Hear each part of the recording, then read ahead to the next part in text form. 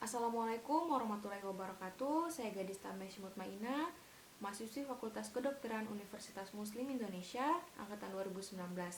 Pada kesempatan kali ini, saya akan melakukan teknik pembuatan preparat basah dan pewarnaan sederhana. Berikut ialah proses pembuatan preparat basah dan pewarnaan sederhana. Sebelum itu, kita mempersiapkan alat dan bahan yang akan digunakan dalam pembuatan preparat basah dan pewarnaan sederhana. Di sini ada labu semprot berisi air atau aqueous. Selanjutnya ada rak pewarnaan,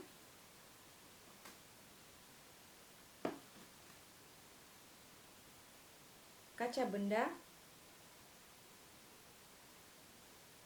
rak tabung, sangkelit, 2 tabung reaksi, yang satu berisi spesimen dan yang satunya berisi NaCl 0,9%, alkohol swab atau kapas beralkohol, selanjutnya korek api, lampu bunsen, dan juga spidol. Sebelum memulai, pertama kita melakukan cuci tangan terlebih dahulu. Baik, saya akan menunjukkan teknik pencucian tangan. Sebelum itu, kita harus mengetahui bahwa teknik pencucian tangan sendiri terdiri atas 2. Ada teknik pencucian tangan rutin dan teknik pencucian tangan asepsis. Untuk teknik pencucian tangan rutin, biasanya dilakukan baik sebelum maupun sesudah melakukan suatu kegiatan dengan menggunakan sabun biasa. Sedangkan untuk teknik pencucian tangan asepsis, biasanya dilakukan ketika kita hendak ataupun telah melakukan suatu kegiatan infeksius semisal operasi dan menggunakan sabun antiseptik. Langsung saja saya akan menunjukkan teknik pencucian tangan. Sebelum itu, kita harus memastikan bahwa bahan-bahan untuk melakukan teknik pencucian tangan telah lengkap, di mana terdapat keran air dengan air mengalir, sabun antiseptik, dan juga handuk steril. Setelah semua bahan-bahan lengkap, langkah selanjutnya ialah melakukan pencucian tangan. Sebelum melakukan pencucian tangan, pastikan tangan kita tidak memakai aksesoris apapun, dan apabila memakai, lepaskan dan simpan ke tempat yang lebih aman.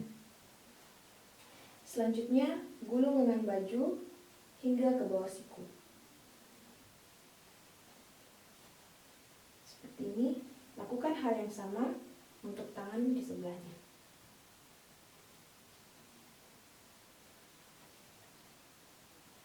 Setelah seperti ini, nyalakan keran dan mulai basahi tangan dari ujung hingga ke siku.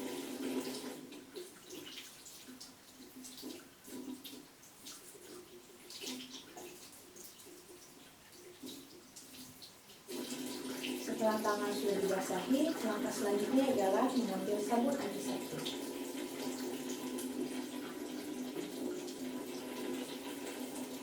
Setelah mengambil sabun, langkah selanjutnya ialah melakukan pencucian tangan 6 langkah. Untuk pencucian tangan 6 langkah, pertama, gosok permukaan telapak tangan seperti ini.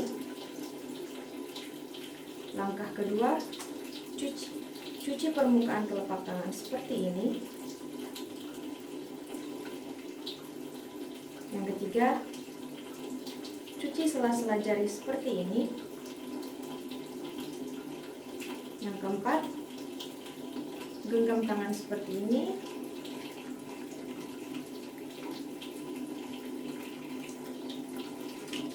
Yang kelima, lakukan seperti ini pada ibu jari.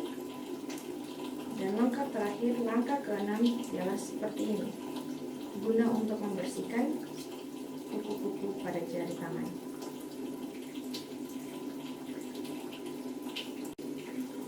Setelah selesai melakukan cuci tangan 6 langkah, waktunya kita untuk membilas tangan. Dimulai dari ujung tangan hingga ke siku.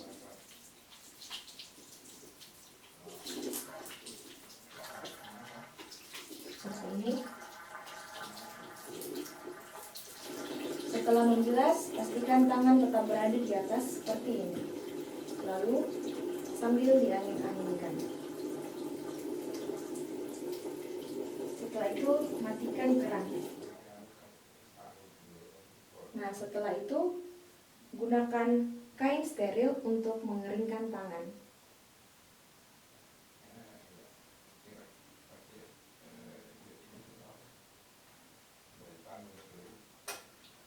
Pencucian tangan telah selesai. Setelah melakukan pencucian tangan, jangan lupa untuk menggunakan handscoon steril.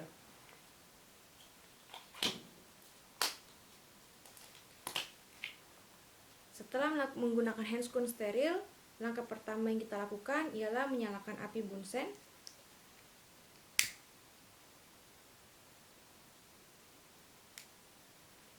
Setelah itu,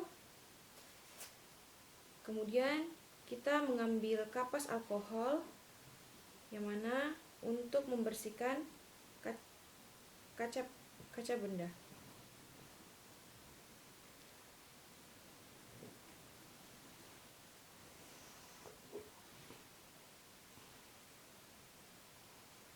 Setelah membersihkan kaca benda, langkah selanjutnya ialah melakukan fiksasi pada kaca benda dengan cara melewatkannya pada api 3 kali seperti ini. Kemudian setelah melakukan fiksasi, jangan lupa untuk memberikan identitas pada kaca benda dengan cara menuliskan nama, umur, jenis kelamin, kemudian tanggal pengambilan, kemudian jenis, PH. Tidak lupa menaruh nomor registrasi.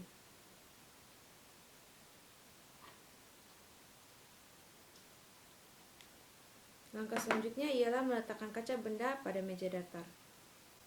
Selanjutnya kita dapat menggunakan sangkelit dengan cara memegang sangkelit menggunakan ibu jari dan jari telunjuk seperti ini.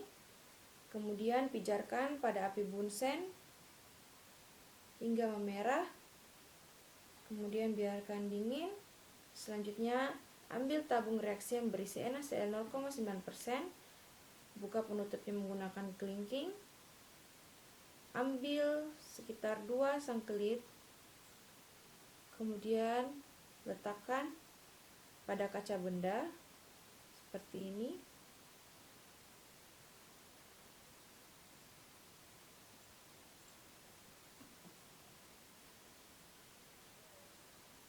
Langkah selanjutnya ialah tutup kembali menggunakan kelingking. Letakkan. Lakukan hal yang sama pada spesimen. Di sini dengan cara membuka dengan penutup menggunakan kelingking. Jangan lupa untuk memfiksasi terlebih dahulu. Selanjutnya ialah kita dapat menggunakan sangkelit kita yang telah dipijarkan untuk mengambil spesimennya.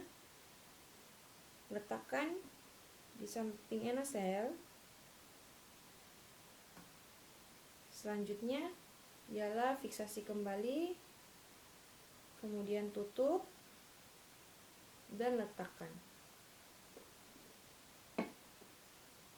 Setelah diangin-anginkan sementara, waktunya kita untuk mencampur spesimen dan NaCl membentuk diameter 1 cm.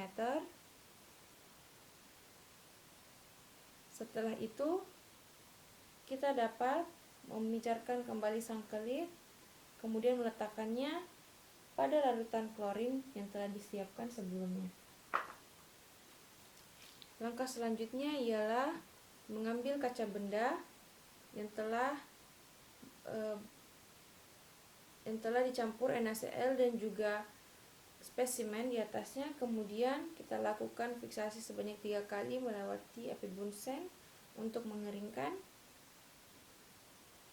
Selanjutnya letakkan pada meja datar, dan apabila tidak langsung diwarnai, kita dapat menyimpan preparat pada kotak preparat. Bila ingin dikirim, bungkus preparat dengan kertas saring dan masukkan dalam amplop dengan identitas penderita. Pada kesempatan kali ini, saya akan melanjutkannya dengan pewarnaan sederhana, di mana di sini saya memiliki 3 zat warna, ada methylene blue yang berwarna biru, kristal violet yang berwarna ungu, kemudian fusin alkalis yang berwarna merah. Kemudian langkah selanjutnya yang kita lakukan ialah meletakkan kaca benda atau preparat di atas rak pewarnaan. Selanjutnya, saya akan menggunakan zat warna methyl blue untuk ditetesi di atas kaca benda menutupi seluruh hapusan. Seperti ini.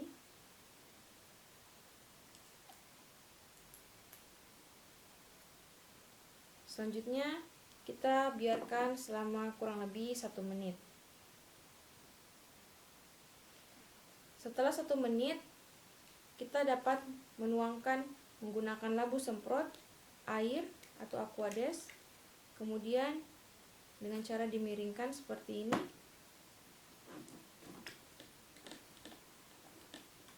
Selanjutnya, apabila sudah dilakukan, letakkan pada kertas saring.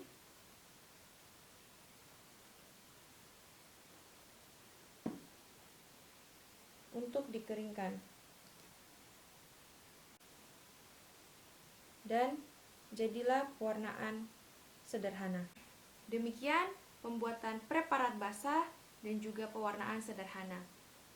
Terima kasih. Lebih dan kurangnya mohon dimaafkan. Wabillahi taufiq wal hidayah. Wassalamualaikum warahmatullahi wabarakatuh.